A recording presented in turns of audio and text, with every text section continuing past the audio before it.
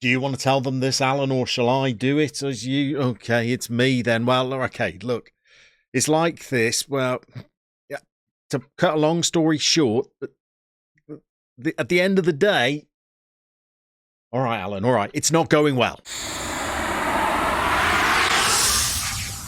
So here is the league table. It's not great viewing. We are just 1 point above bottom of the table. Last episode turns out to be a bit of a false dawn, if I'm honest. The team that we were playing, Mura, who we smashed 4-0, turns out they're absolute garbage. They're bottom of the table. We're 9 points clear of them. That is at least a blessing. But we've now fallen behind Telia, although we do have today's game in hand. We win it, we'll climb back up to 8th place, still way off being in mid-table, never mind the European places. All dreams of European football for next season, they're gone, and European football this season, well, that's been an absolute nightmare. Having already lost to Finnish outfit KUPS and Croatians Hajduk Split, we then entertained Frankfurt, who hit us for 2, 3, 4... Trust me, we're not even close to being finished yet. Yep, 6.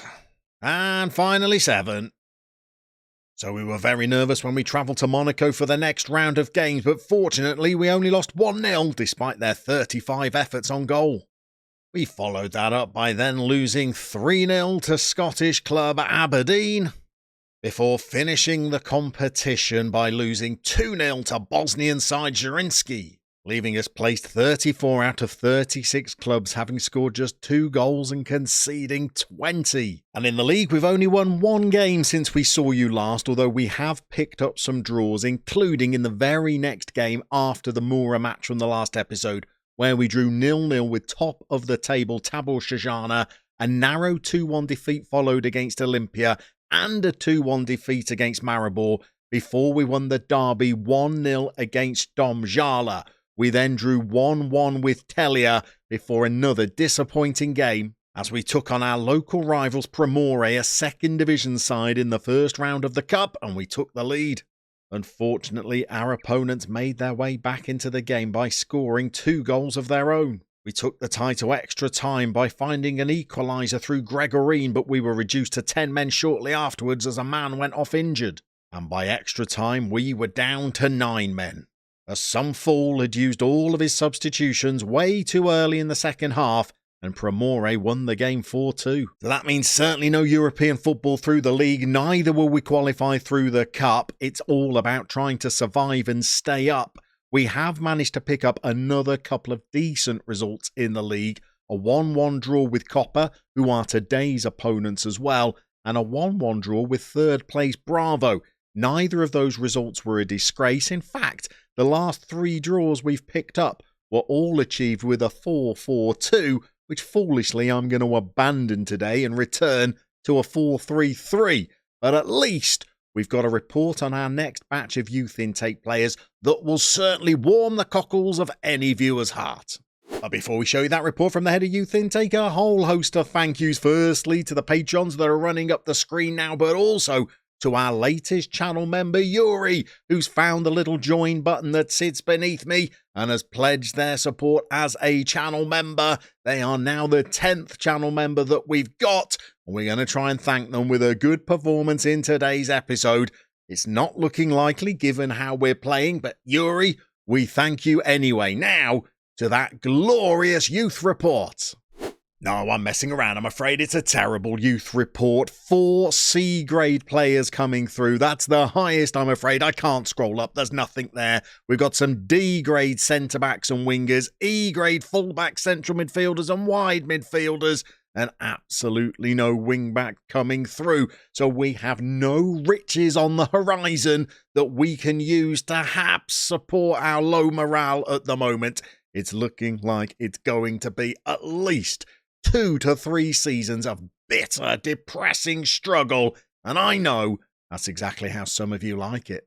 So why are we ditching a 4-4-2 that's got us 3 draws in our last 3 games? Well, I'm not entirely sure. It didn't look natural when we were playing it. We didn't look very fluent playing it.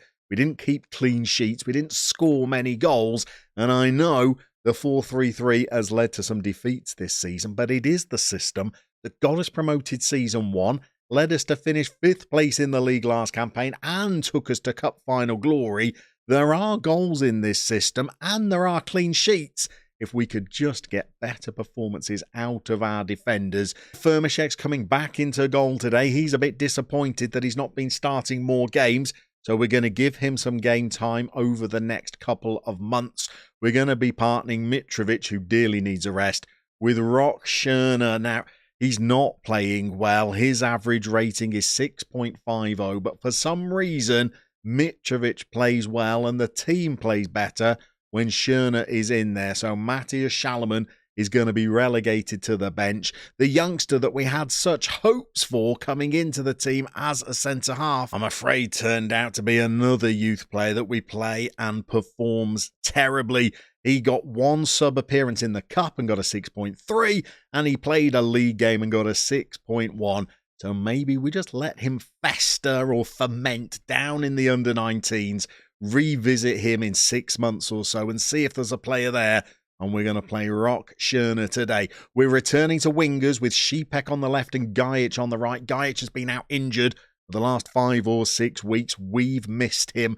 We're going to reunite our 3 players in midfield who are perhaps our best performers.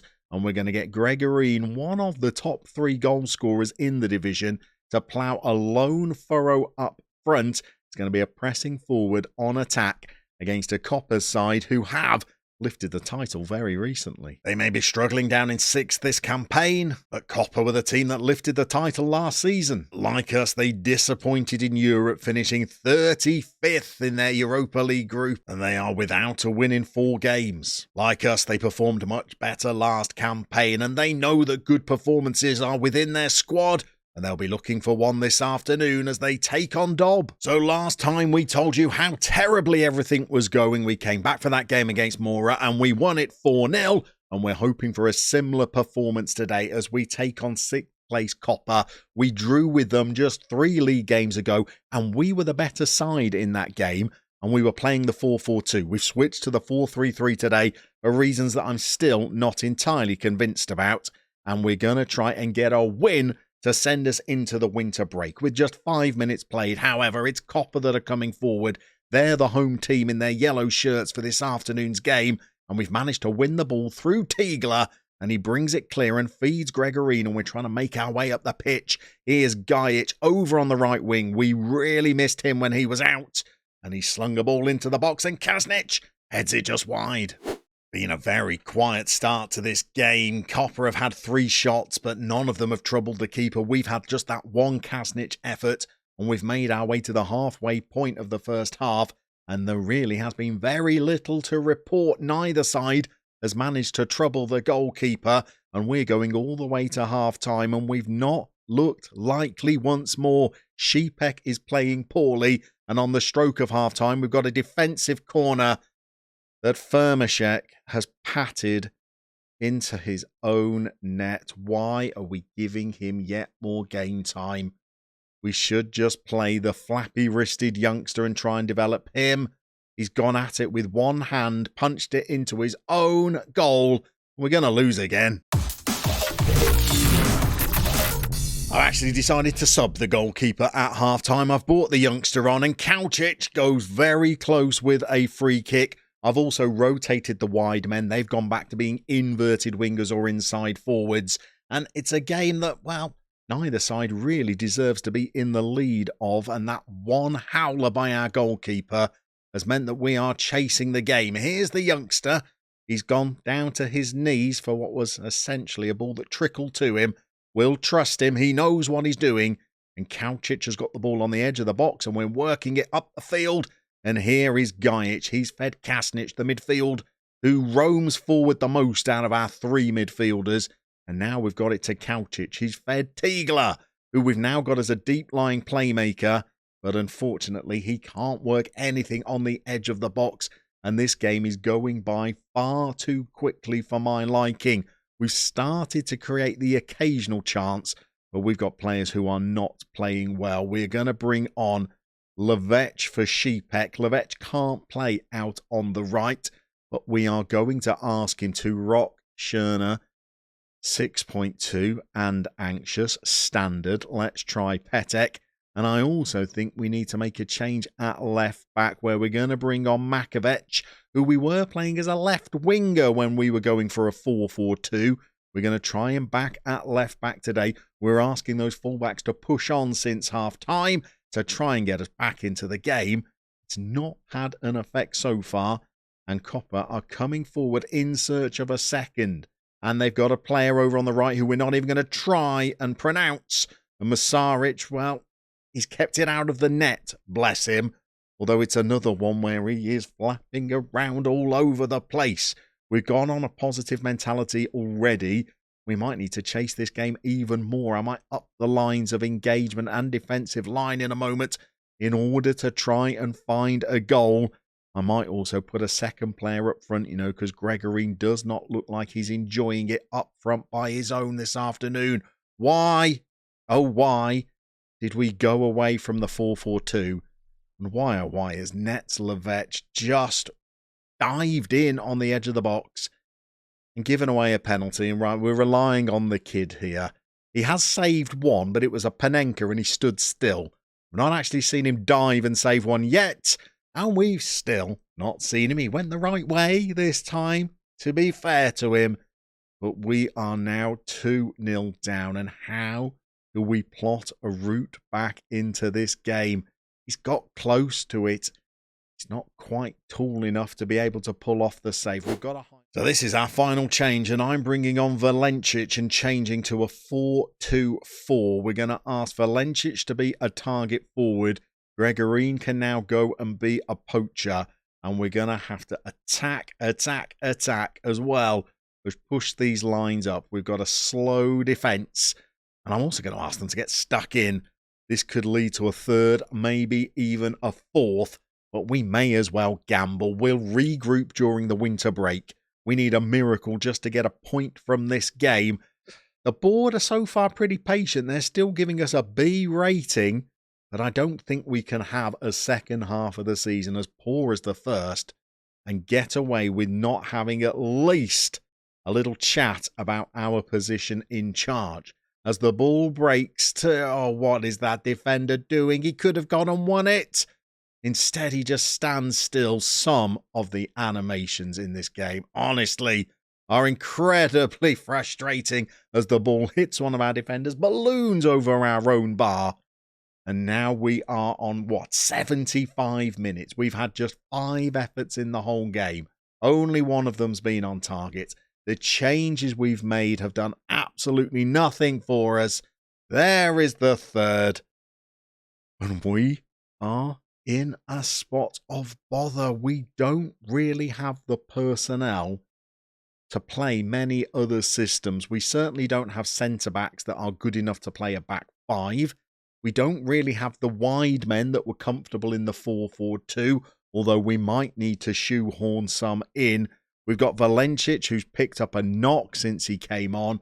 What's the point in even bringing him off? I think we've made our 5 substitutions anyway. This game is already done. We looked good against this lot just a few games ago. I should have persisted with the 4-4-2. Instead, I try to return to the old glory days of the 4-3-3. It was anything but glorious tonight. The table does not look good heading into the winter break. Several of the players are performing incredibly poorly in their defence. Most of them are only cut out for the division below. But we've somehow got to go away and devise a new system that's going to allow them to overperform. Otherwise, it's going to be a miserable second half of the season.